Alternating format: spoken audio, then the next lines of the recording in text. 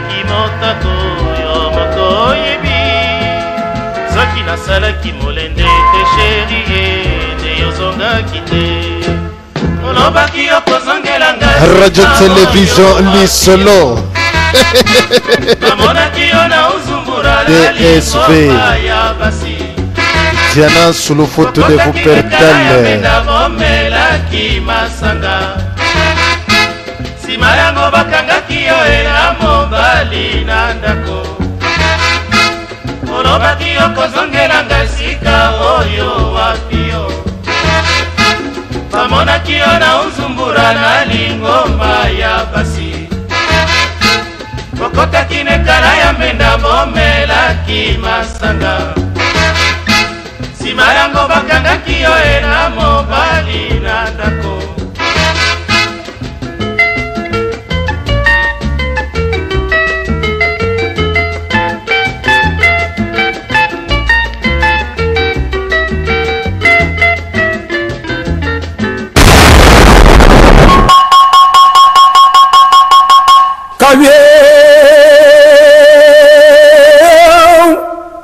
Amanda mwana tani kibati bangal mabam ibaram ati terngol mbo manji munyig mate ngongora njari toni nila ngaborgo lunga teko kaka buwa ku wijerme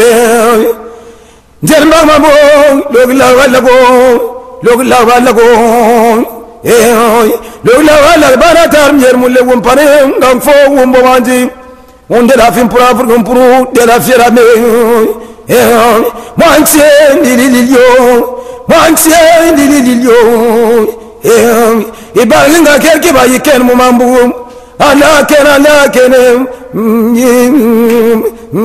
Ala ker continue tulu employ Ala ker continue yelinga gule mergo gula bangi gwenji Kaye mwan balagi mwan banji mwan bagobe nan yer mole wumpanga so umbo baje Kane yansema ko bugindera nderge ibana konga myababo Kane yansema ko bugindera nderge ibana konga myababo wo ujera mwana ngola njera mbwingo ujel ngambara tarmo ngo bingel njerba mama mwantie njerba mama mwantie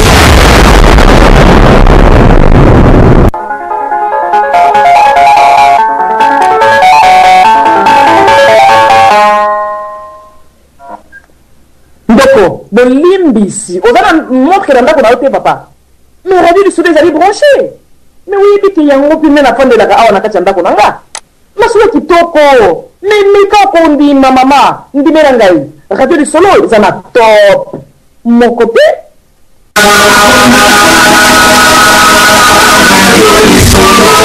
Radio du solo, fin caca.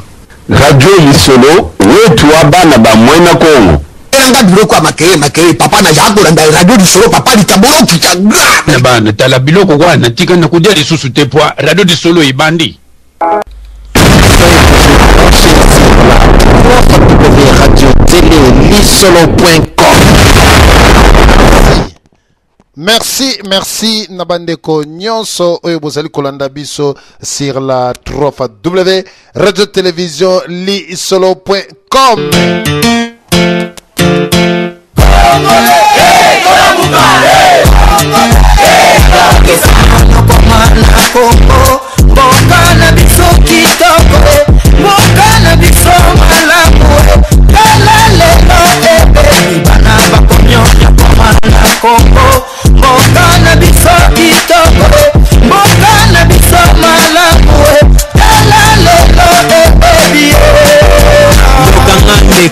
Leke la chimbundu Kangana sako la mboka mobimba eyoka Amour du prochain On dirait zate Biso ba komale tulinga kate Mutu atende liboso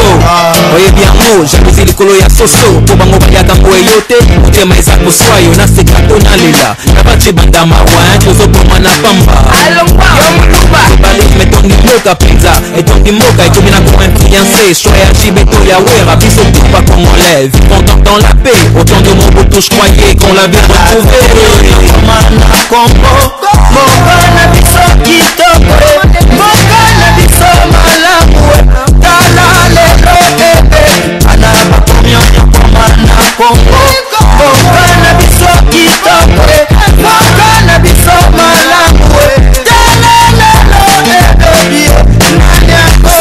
miziki bitumate olingi nga kula olingi nga te nga na kipaka te bamisusu basongea monoko toujours en l'air bamisusu bakendaka eglisaka mpona koluka baser kongole makambo alela kolata wa grifte na chaussette me bana bazokufa nzala alela mabanga eza faso ya koyebana oa banga na kufa fokaka la bala yembanga la princesse dolar safika bange batiaka tembe tala lelo place tokomi omoni tour du monde nga nasala nini natima bolongo na se na pesi yango merci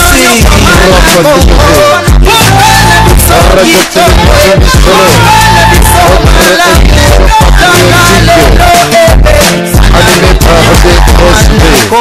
Diana sur le couple de vous faire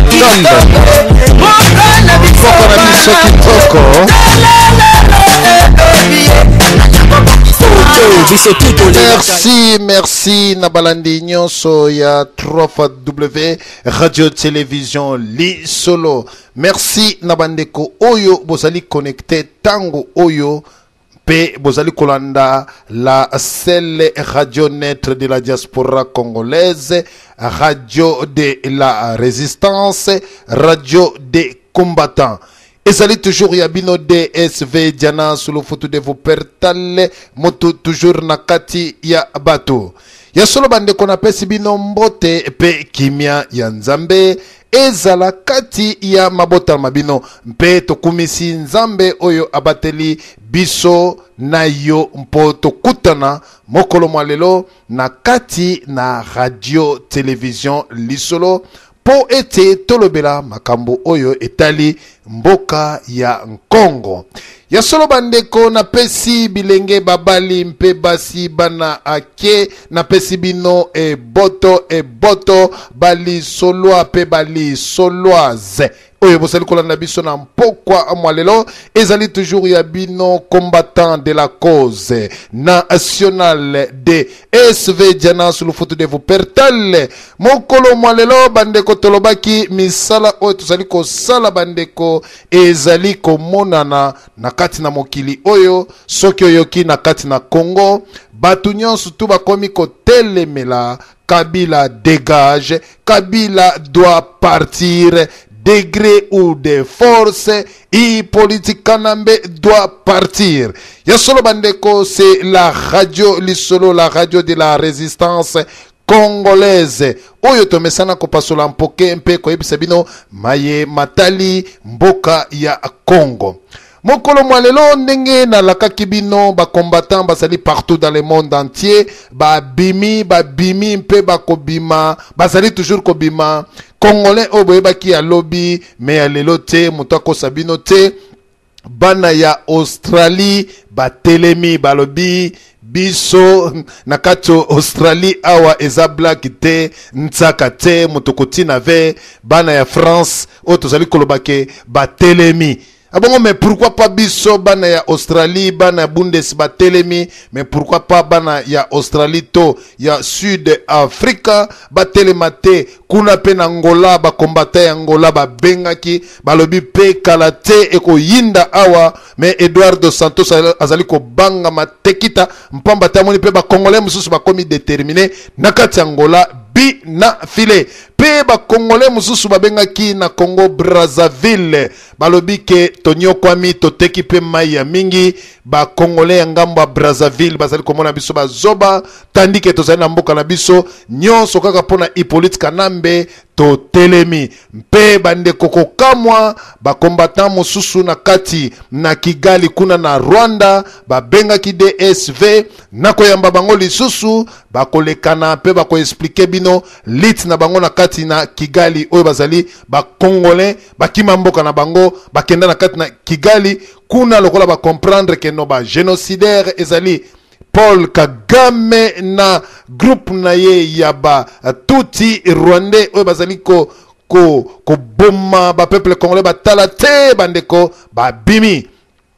lelo bandeko ezali esengo mwana soki abotami sika ezalaka esengo na famille esengo to esengo te ekozala esengo mpe lelo bandeko tokoyamba bakombatant ya Australie bakombatant ya Australie tokoyamba bango pe tokoyamba bakombatant ya Sud Africa mpe tokomeka nanu mpe kotuna ba point de vie na bango kuna na makambo mazali kolekana na kati na Congo mpe le mokolo mwa oyo tosilaki komona lisusu na bandeko oyo bolandaki biso na kati na bokebi na masolo na biso ete toyebisaki bino ete Etienne Tshisekedi wa Mulumba oyo akendaki kokutana lundi oyo ezalaki le 3 octobre lundi eke esika oyo bakendaki kokutana na Vital Kamerhe kuna na kati na Canada ya solo bandeko match wana ezalaki ndenge nini ya solo makambo maleki mingi oyo revue de presse rencontre ya Etienne Tshisekedi wa Mulumba na Canada esika oyo bango bakutani bandeko boyebi bien ke tolobaki Vital Kamerhe Etienne Tshisekedi azali mukolo isengeli abengisa baleki nyonso tu tokondanaki Etienne Tshisekedi azali rassembleur te ya solo azali koboya batu nyonso tu. Alors lelo bandeko to finga kipene mwanda nsemi pamba te akene ko se rallier na Vital Kamerhe mpe lelo to moni ke Vital Kamerhe le même batu oto senkaki bango yeyo bakutani na monsieur le président Etienne Tshisekedi tête à tête au Canada. Bakutanaki kuna na kati na Canada mpe basololaki maye matali mboka ya Congo. Mpe boyokaki bakutanaki na nkengo wa dondo na makambo etali ya mboka ya Congo mpe bakutanaki na Jean-Pierre Mbemba kuna na laye kaka toujours na makambo etali Congo. Wana pe lelo tokoyoka point de vue ya bakombatant ya Sud-Africa na rencontre ya président Nabiso Etienne Tshisekedi wa Mulumba na 3 personnes oya kutanaki na bango Kengo Wadondo et Jean-Pierre Mbemba pe na Vital Kamerhe. Point de vue na bango tokoyoka yango lelo oyo bako expliquer biso na kati na radio lisolo ba combattant ya Sud Africa pe ba combattant ya Australie bako expliquer biso mais sans tenir compte bandeko toko zalape na bandeko na biso oyo bino boyebi bokechu premier pe général Lengando le crocodile oyo tope toko lukatosa na bango na nzela ya singa mpo na kopesa bandeko mwa epakolami mpe bazala corrompite wana ezali epakolami oyo koya bazala corrompite batelema obele ngwi bazala déterminé pour la libération du peuple congolais. Mais libération du peuple congolais est si tozui yango degré ou de force, Hippolyte Kanambe doit partir. Alors, ba combattant ya Australie pe ya Sud-Afrique, bozala jamais corrompi, ba ila bino mbongo ya salité te to ya ngaite, pona ko trahir mboka na yo mboka Congo, pona ko teka mabele ya Congo pe ko teka mwana ya Congo, kozala salité na mbongo ya salité pe ya solo. Mais zala déterminé po na likambo etali mabele ya mboka na yo. Ya solo bandeko esika otolobaki na kati na Australie bandeko boyebi na miniti oyo toyebi ba comité soki 3h du matin soki 4h du matin mais ba combattre Australie balobi ke bakozwa tango na bango nyonso tu po na radio lisolo po ba mesana kolanda radio patriotique radio ba combattant bakoyoka yango mpe bakoloba ya bango. Me bandeko na batu na Australie o ba combattant ya Australie mingi bazalaki me vi contenu ya tana biso tokozala na évangéliste Benjamin Ikali oyo tokozala na ye azali évangéliste mosali na Nzambe me atali na kati na Biblia ya ndenge basali na Nzambe babundelaki mboka na bango ye alobi na long na tikate. Ya solo bandeko tokozala lisusu oyo na coordinateur na bango de la communauté congolaise kuna na kati ya Australie ye kuna na kombo ya Arsène Victor Sola yende azali coordinateur oyo de la communauté congolaise kuna na kati na mboka ya Australie. Pe tokozala na mama na biso, mama na bana kuna na kati na mboka Australie. Tokozala mama lobi na lalate na makambo ya Congo, DSV na tikate na bundela Congo, DSV na tikate na makambo ya Congo. Tokokende na makambo ya Congo tina suka. Wana ezali mama bana mutu oyo azana kati na Australie ya lobi likambo ya mboka Congo. En tout cas ndenge ba violer ba mama esengeli pe ipolisi kanambe tona kunda batware bango pe ba violenga. Alors mama azali déterminé lo sako mama na biso pe tozali ko pesa yo epakolami na kati na radio lisolo o tele mobele ngwi soki ipolisi kanambe aye kwa isaye bomaye pamba te azali monguna ya peuple congolais. Toko kende lisusu ndenge tozali koloba masolo na biso ya mpoko malelo bana ya Sud Africa esika batelemi. Toko kende lisusu na ndeko na biso papa na biso Trésor o azali combattant, l'ami du peuple, azali vice-président de la Congo Kinshasa esika o ebino boyebike ba vice-président kuna na kati na Australie. Pe toko yambaye lisusu na kati na radio lisolo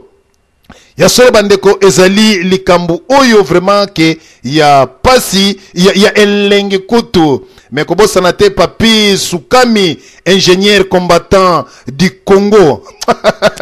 en danger bandeko, mais ekosimba kaka pamba te biso tozali toujours bato na mapinga ya solo bandeko. Wana ezalaki ba combattant oyo tolobaki ba combattant ya Australie esika oyo tolobi tokozwa bango. Mais sikoyo esika oyo bandeko tokokende lisusu na Papi Sukami, ingénieur combattant du Congo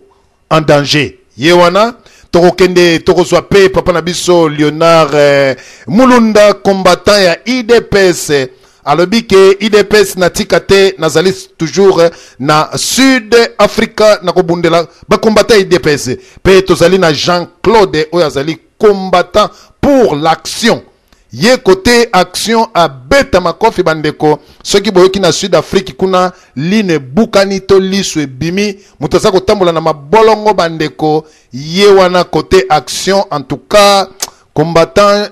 combattant Claude yayo toujours bambote pelo sako kimia nzambe ozala jamais corrompu hôtel mobile ngui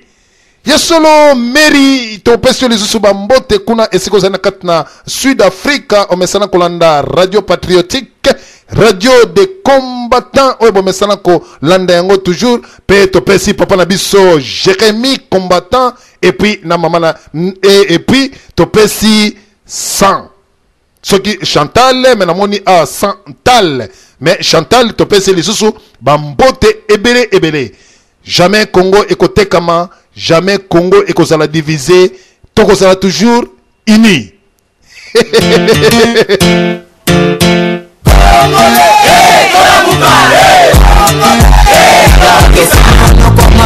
Congo, Bokana biso kitoko, Bokana biso malamu, Talalelo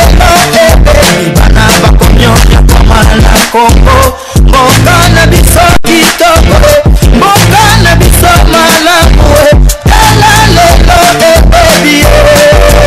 Bokanga ndeko, leke la chimbundu, Bokanga na sakola, Mboka mobimba eyoka, amour du prochain, on dirait ça te, biso bakoma le toninga kate, mutu atende liboso. Oye bien mo, jalousie likolo ya soso, po bango bayaka ngo eyote, mutema eza koswayo, na sekato na lela, na bachi bandama wa, tozo poma na pamba. Metondi moka penza, etondi moka et comme il a pour influencer, choya chibeto ya wera, biso pas comme on lève, vivant dans la paix, autant de mon beau je croyais qu'on l'avait retrouvé. Congo, Mokana biso kitoko, Mokana biso malamu, Talalelo ebe, Anaba komyo komana Congo, Mokana biso kitoko, Mokana biso malamu.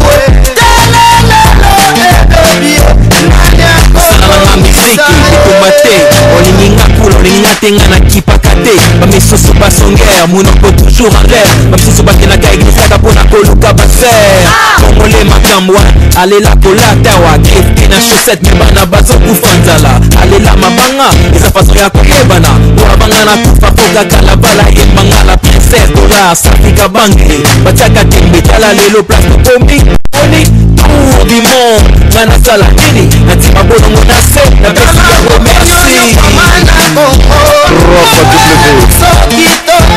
Radio Télévision Lisolo tala bandeko bakongole bakomi konyokama na Congo mboka na biso kitoko mboka na biso malamu ya solo bandeko to koleka na pamba te toyebike bakombatant Sud Africa oyo bozali na biso na nzela ya Singape ya Australie na koleka na mwa moke na pesa oyo boyokaka bakolo histoire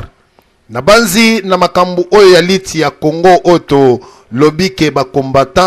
bakombatant babima nanu na mokili esika moko te oyo bakombatant basala rage oyo bino boyebi oyo pe bokoki kobosana histoire ya Congo. Histoire ya Congo bandeko bakombatant babima liboso na mboka ya Angleterre. Na mboka ya Angleterre esika bakombatant babimaki oyo batelemisi pe bakombatant mosusu. Babimaki bakombatant ona na koyokaka ba radio na biso na ndenge tozali ko mobiliser pe ko conscientiser bango bayoki batelemi ba vrai combattant na kopesa bino mokonzi ya bakombatant oyo bino boyebi mosusu te ezali yemei ngando le crocodile. Ngando le crocodile bana ya Australie pe bana ya Sud Africa bazali liboso na yo. Message nini okopesa bango lokola bakoti na liti oyo balingi ba rejoindre chef suprême oyo ba combattant oyo bakolo histoire balingi ba rejoindre yo eloko nini okolobela bango koya malamu ou bien okobengana bango obwakela bango mwa soyi na kati ya bitumba oyo e boto papa na biso. En tout cas tout d'abord papa na ngai avant na kote pa bandeko na ngai oyo ya Australie ya mokili mobimba o baza kolanda Gérard Ngando le crocodile na koyana tout d'abord epa na yo na pesi yo mokako swa na lobi bakoko basunga yo bakoko bakota tina kati ya makila na yo ndenge ozalaka toujours na bango parce que yo nde moto ozopanza sango parce que ata bango bayokaka Gérard Ngando mais soki bazwinga na singa grâce na yo grâce ya Nzambe donc eza kosenga epa na yo mvuluzi kimbangu azala na yo bakoko bazala na yo nazoki soki esika bandeko na ngai oyo baresistant bakombatant oyo babimi vraiment eza kopesa ngai nazalaka ta mosusu avandi naza kolela nabimi ta mosusu naza na mboka na bino na Allemagne naza kolela na ezalaka mpo balobi kolela ya ngando ma ya miso emonanaka te naza kolela miso naza kotala bango naza kolela ngai lobi Nzambe okumisa mesika ozali mvuluzi kumisama parce que tobundi plus de 7 ans bana bazolamuka te Paris ezolamuka te bamboka mosusu ezolamuka te mais lere bamboka wana elamukanga crocodile vraiment naloba Seigneur victoire ezali mpe tokoloka tokozwa mboka na biso bandeko na mona nanga mokili mobima bana Australie bana ya mokili bana Afrique du Sud vraiment bakata bozali kosala deja monde na tie komi kolobelela bino toza na besoin tozwa mboka na biso ndenge tozalaka wana nous sommes toujours ensemble nabwakeli bino basoyi bakoko bazala na bino mvuluzi azala na bino Nzambe na biso azala na bino bozonga nsima te tokontinue vraiment bitumba oyo mpe tokolonga yango parce que lelo oyo bakolo mabele batelemi presque monde entier bakolo mabele batelemi omoni bavie na biso babundaka na époque na bango soki komi époque na biso tolinga jamais bakoko na biso babundaka sa minduki batikelaka biso Congo bongo biso génération sotika mboka kele pa bato akingo milai barwande baburunde batanzanien baugande vraiment nakosenga na bino bandeko na nga lokola botelemi nga crocodile nakoma na esengo bitumba kobula bato ebele nde ezaka siri tokolunga pali bozo ozalaki kaka Angleterre yango mona esalaki na nzambe asungaki nga na bima tosanga na baninga tosala likofi ya munene parce que likofi mpo tobeta bapaya wana likofi yango elingi oloba nini bana Australie bina wana likofi bana Afrique du Sud bana États-Unis bana mokili olobaka likofi babengi yango RCK tobeta bato na makofi mpenza ke babima na mboka na biso tozoka na mboka tozika konyokoma na mboka mipaya bo tozali awa mais mwana nga kosuka fa okanga parole te na pese bino longonya nzambe azala bino to continuer bitubonga Gérard Ngando plus de 53 ans naza sikoyo na bandi ko bunda plus de 7 ans naza ko bunda to bibi ke bitubonga zali ko bunda bafuta kabiso te mais le futa kabiso te ba deko na biso ba bimana bombo bazana ngo ta li futa za ko luka mais ekosimba na sengi na bino to telema toujours elongo to bunde sika bozali to bunde zaki dans l'époque où kaka Mobutu batu bakima ka bazonga ka bivaibo bongo batu wana me bandeko ya biso bazosala bakokimela wapi tozana bango mayele balobi na français je pense que vous comprendre ngo rendre à César bozonga sa réponse bino moko to kozonga sa o bango basali biso jamais to kotika parce que le couple na biso valeur na biso lelo ko koyeba congolais liboso ezalaki na atobeti costume odebarke babia longo akuna bolole mboke kenda mais lelo te surtout ba jeune ya Paris na baso azotala bango letina nga zota âge ya 12 ans to 15 ans bano bazobunda bundegi nini na sengi na bilo bano sari bana mokilobi ma Gérard Ngando le crocodile to tellement ensemble to kufa ensemble peut-être kufa te to gagner vulu zana biso ba koko bazana biso o ezali Gérard Ngando le crocodile akati ya Grande-Bretagne merci.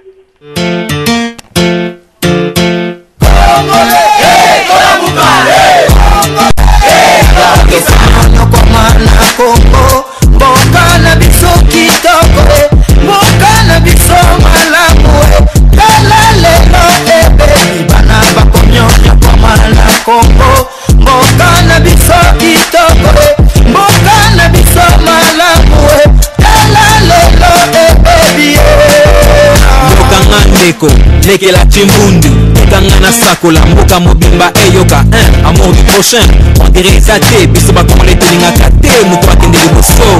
oye bien mo jalousie likolo ya soso po bango bayaka ngo eyote motema ezako swayo na sekato na lela na bachi banda mawa tozo poma na pamba yo muluba bali metondi mboka penza etondi mboka ekomina ko influencer soya jibeto ya wera biso tout pas congolais vivons dans la paix autant de Mobutu je croyais qu'on l'avait retrouvé Kongo mokana biso kitoko mokana biso malamu kala lelo ebe ana bakomyonya kwa mana Kongo mokana biso merci bana bakomi konyoka mana Kongo mboka na biso kitoko mboka na biso malamu yango tomoni ba combattant yango tozali komona ba radio patriotique ezali kobima ya solo bana ya Sud Afrika mbote pe bana ya Australie ba combattant ya Australie mbote nako kende nano epai ya évangéliste Benjamin Ikali oyo azali mosali na Nzambe pamba te tolobi ke au commencement c'était la parole et que liloba ezalaki Nzambe tokoyoka mosali na Nzambe évangéliste Benjamin na kati na Australie oyo azali combattant toyoka ye mosali na Nzambe soki akobandela biso na prière po ete munguna akima na kati na mboka ou bien akobandela biso na maloba ya mapinga évangéliste Benjamin combattant ya Australie topesi o maloba et boto o se présenter et pas congolais. Bonsoir papa. Et boto papa na biso. Biso tozali awa na Australie. Naza musali na Nzambe évangéliste Benjamin tozana bandeko awa tokomi pratiquement 3h30. Lobi tozana misala makambo ibele mais to se sacrifier to lobi to rolala te po na mboka na biso ndo lobi makambo nyonso batika ngo na maboko na Nzambe pendant 30 secondes na ko prier po na mboka na ko prier pe po na radio lisolo to sambela ensemble. Seigneur tendre Père bénir mboka na biso Congo Nzambe to senga ki yo tozala ba congolais te mais yondo sala ki biso ba congolais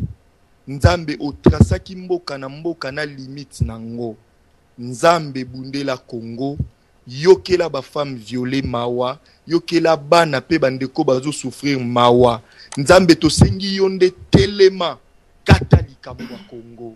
Nzambe pambola pe radio oyo radio lisolo ekende liboso monde entier bayoka yango na kombo na Yesu Masia. Amen. Voilà na Nzambe ezalaki abino les vrais combattants na kati ya Australie.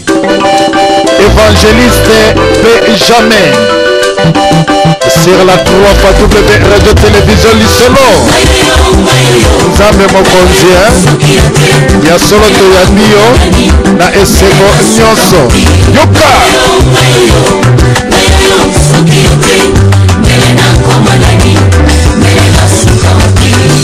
Nambeto ya lopitalo baninga bandeko bakiminga niwe komakine kuke ya bomoi nanga radio télévision lisolo mosali na Nzambe Yesu yozali Nzambe Choba radio télévision lisolo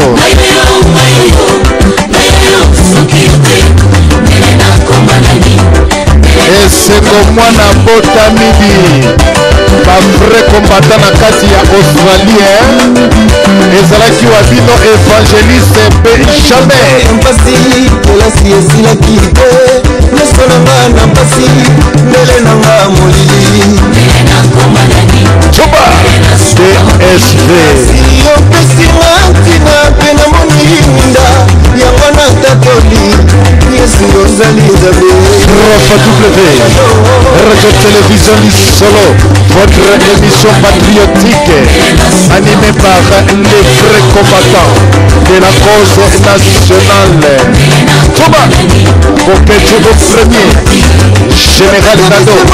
Otombo, Yabiso,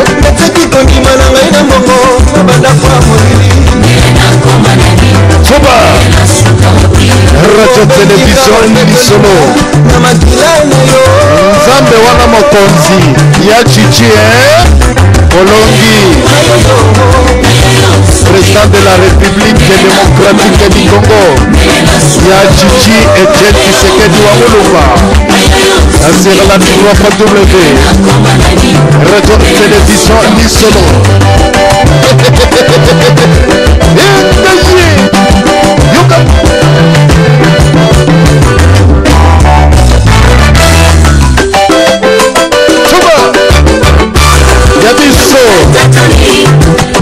Yesu ozali Nzambe salaka maso na ntango na yo tika na komisa yo yango tokatoli Yesu ozali Nzambe masekanga bacholanga ochange histoire ya vinanga yango natatoli Yesu ozali Nzambe banguna nanga natikali na soni yango natatoli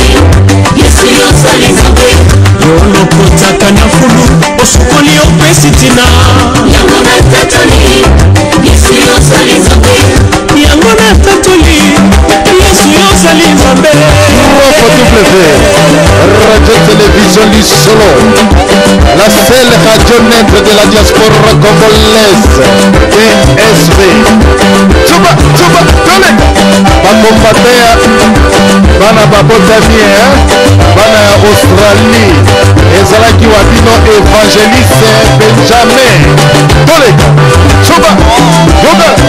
yengaye.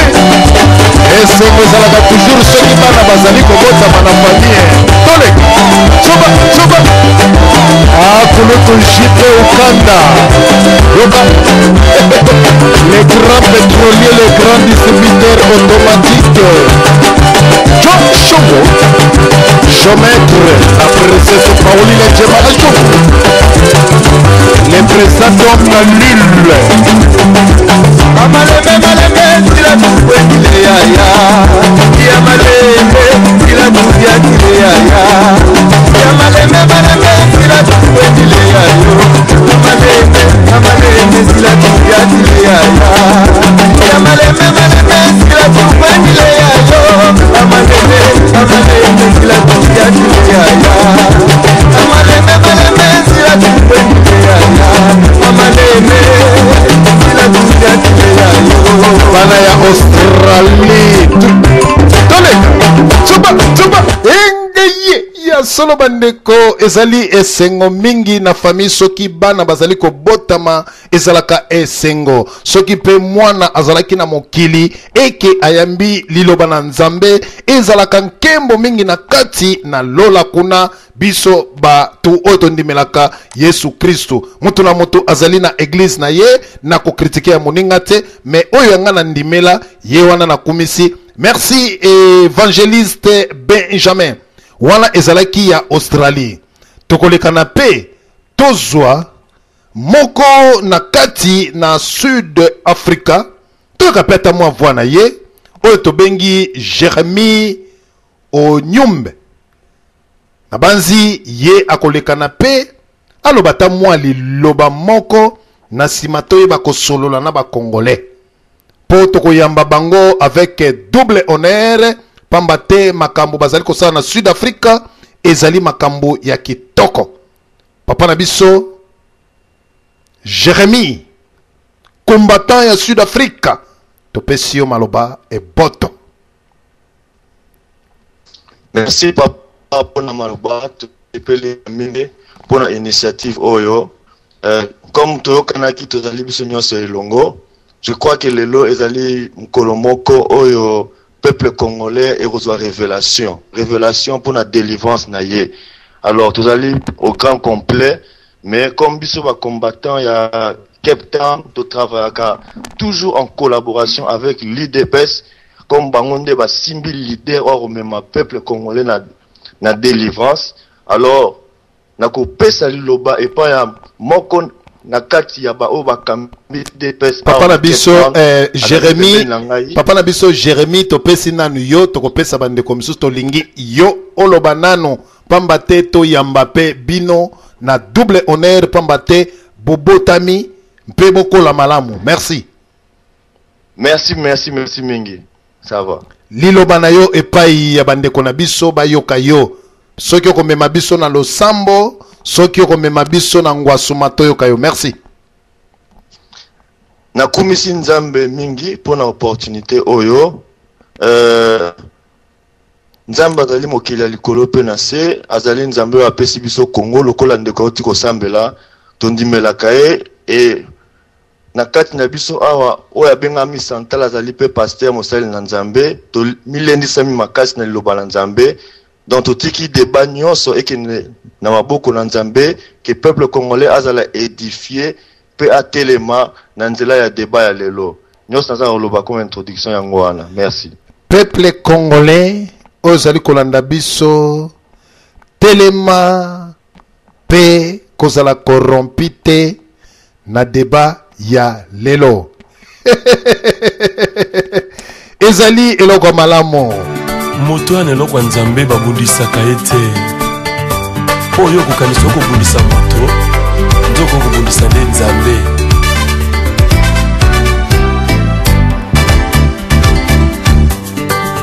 Basimbaka moto na maboko te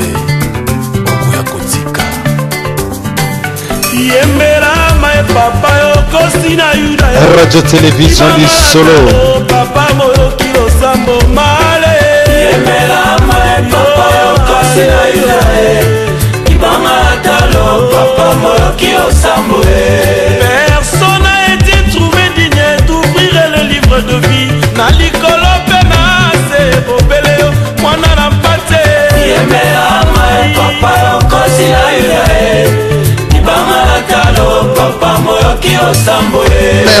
Merci papa nabiso mayamba kuna na régie kombo na yo mo santo obotami mo santo ozali toujours mo santo pambate olonga liwa mo santo toko kende nano esika na bandeko na biso ya Sud Africa to meka kotuna bango mituna tozwa nanu bango moko bakoyeba moto nini bakobimisa a présenter groupe ya bandeko o bazali na yango pe tolekana kotuna mituna ndenge babandaki lit na bango po bayokaki na Angleterre to na France ou bien balingi kaka bayebana basala kombo comme ça tozwa bango totya bango na gouvernement oyo ke ya sika pe bandeko na biso ya Australie oyo tolobi ba combattant bakoyebisa biso bitumba na bango ezali na kote nini. Pe bandeko na biso ba combattant bokoyebisa biso na cadre ba masolo o na mituna nde tokokende tokosuka esika nini. Tokei epai ya Jérémy mpe topesi maloba ye ayeba kopesa représentant ya bana ya Sud Africa mpe tokolekana esika ya ba trésor kuna boko lukela biso représentant oyo ya bana ya Australie bango pe bakoyeba ko se présenter avant to banda masolo ya mpoko malelo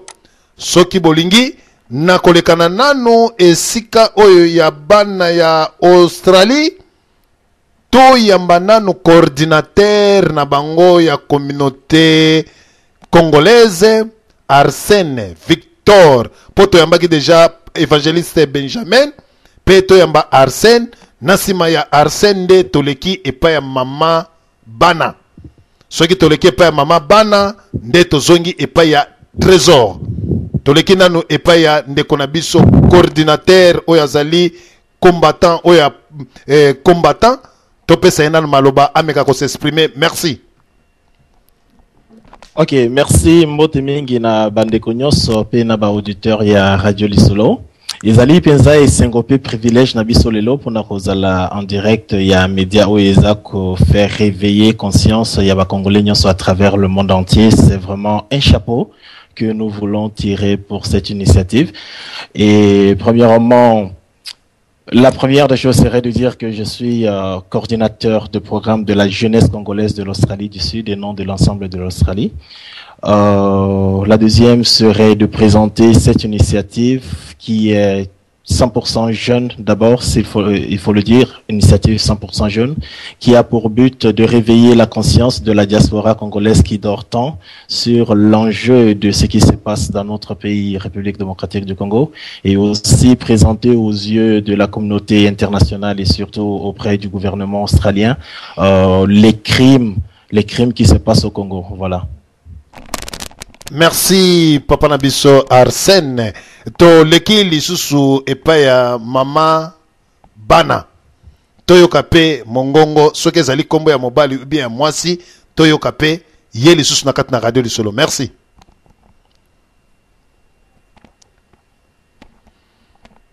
Bana ya Australie kuna tosali kolekisa mwa tango na mwa lombango. Alo?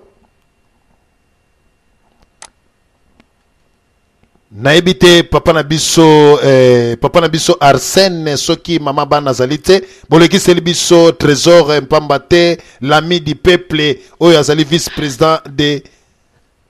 Allo bon ngai mama bana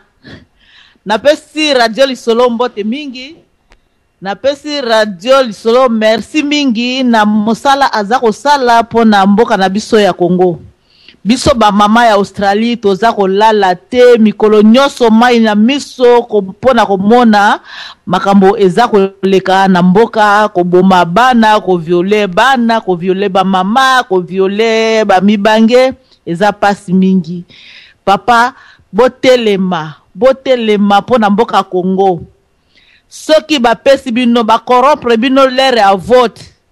Bolia ezali mbongo euti mosika te eza mbongo ya Congo. Bolia bo vote yete bo vote ya chichi eza mbongo na biso ba pesi yo olei oke ko vote ya chichi mwana mboka. Bien sûr azana ye mokolo akoumela te ezaka kapo ye abima apesa nzela pona bana mboka. Papa eza mawa mingi na kombo ya Nzambe mai ya miso nanga etangaka mikolo nyonso ndenge Nzambe asala. Toza na poto toza na esengo te po bino kuna pe boza na esengo te mboka eza na esengo te. Na suki boye toza kaka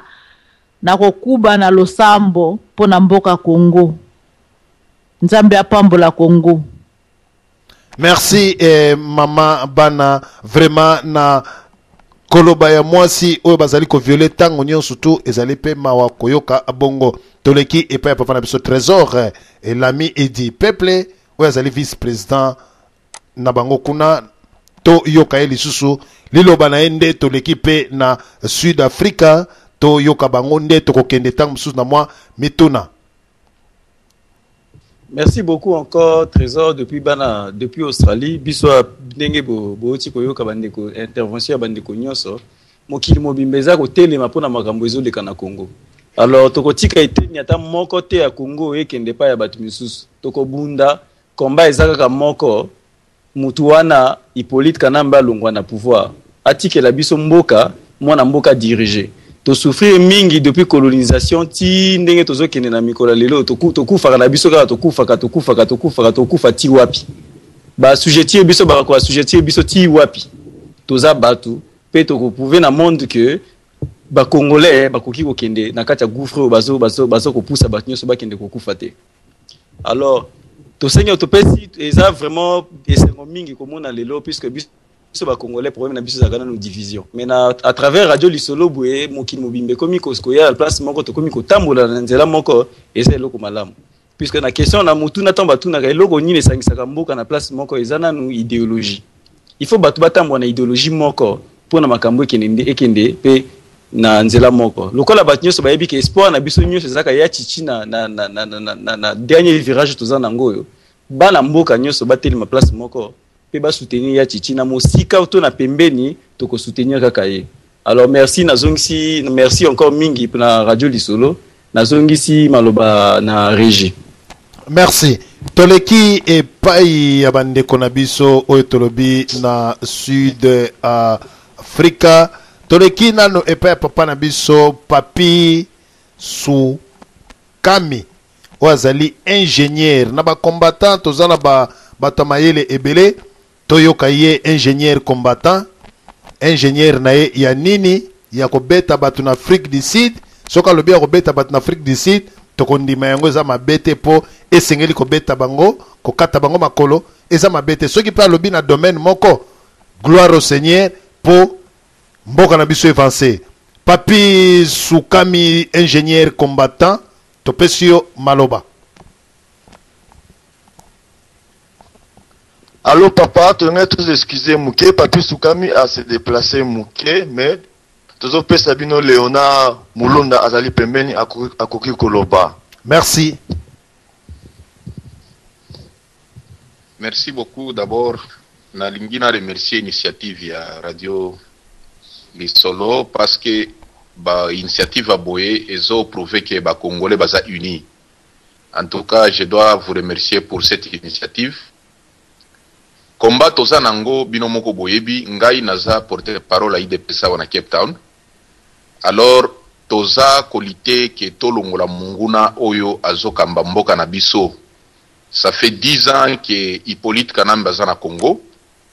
Ce qui botali tozo progresser kaka na biloko ya mabe. Depuis 2001 jusqu'à lelo mboka na biso est avancé na niveau de corruption. To koma ba numéro 7e na niveau de corruption sur le plan mondial. Alors, depuis Hippolyte Kanamba zo pouvoir, to progresser encore mingi na to ya chômage. Le loto ya chômage na Congo est commis na 98,8%. Après to progresser mingi na côté ya ba délestage, 4% ya population ya Congo baza na accès na courant. Et pourtant ba biloko nyonso totanga na géographie, ba inga ba nini etikala masolo ya ba livre. Alors, lelo yo to eko comprendre que il fallait d'abord to tika ba distraction nyonso poto koma na niveau ya ko récupérer mboka. Biso awa na Afrique du Sud to saliwaka mingi initiative oyo bandeko na biso babandaki na Angleterre. Mot d'ordre na bango bayebaki c'était observé partout. Biloko oyo bapekisaki ba musicien bayemba auparavant to ingaki to méditer to yeba c'était pourquoi mais nous avons compris que balingaki d'abord to tika ba distraction to bundela mboka. Alors lelo en Afrique du Sud opération zone rouge et bandit, c'est-à-dire motonyon so collabo lelo en Afrique du Sud awa na Cape Town a konyatate parce que toza na chasse à l'homme dent pour dent parce que na Congo bandeko na biso bazo violer bango bazokufa na utaki kotanga rapport à Human Rights Watch basi to ya viol ya basi ekomi na 41 femmes par heure. Ce qui au sali bilan par jour, c'est-à-dire 1100 femmes sont violées par jour. Alors pourquoi towana soki bakomi awa lelo biso totika bango ale? C'est pourquoi tozo beta bango ba mususu toko bango na océan. Ande maloba introduction na lingaki na signaler batundeko tout na Congo ba congolais bazolanda émission à travers le monde baye baké na Afrique du Sud tozola na te to telemi. Donc chasse à l'homme contre ba collabo ya Kanambe. Merci combattant Léonard Mulunda,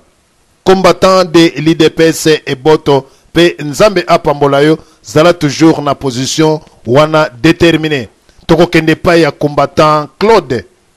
ye côté ba action défoité. Soye boyoka ki mutu na Afrique du Sud li soko ya ki na se li le mo ba lokota ki ba bamba ye côté wana défoité. Toka ye Jean-Claude combattant pour l'action. Toka ye Eboto. Eboto papa nazo pesa bandeko nyonso ya diaspora mbote oyo ezali équipe très forte chaude ya temps toza biso nyonso ini ba coordinateur na biso lelo tozali na présence ya ndeko oyo auti koloba sikoyo azali moko ya ba IDPS bango maïli belé logique belé mais biso ne force de réaction rapide ne ce qui yo lisusu mikolo tikoleka ke cadre ya PPRD abetamaki awa na Cape Town soki otali bilili wana opesa biso raison. Donc biso tozo sakana te sikoyo toza déterminé lokola émission na biso ya lelo tozelaki wa makasi lelo toko lancer action mususu oyo et kuzwa vraiment fonction nango ezo banda lelo toko déclarer yango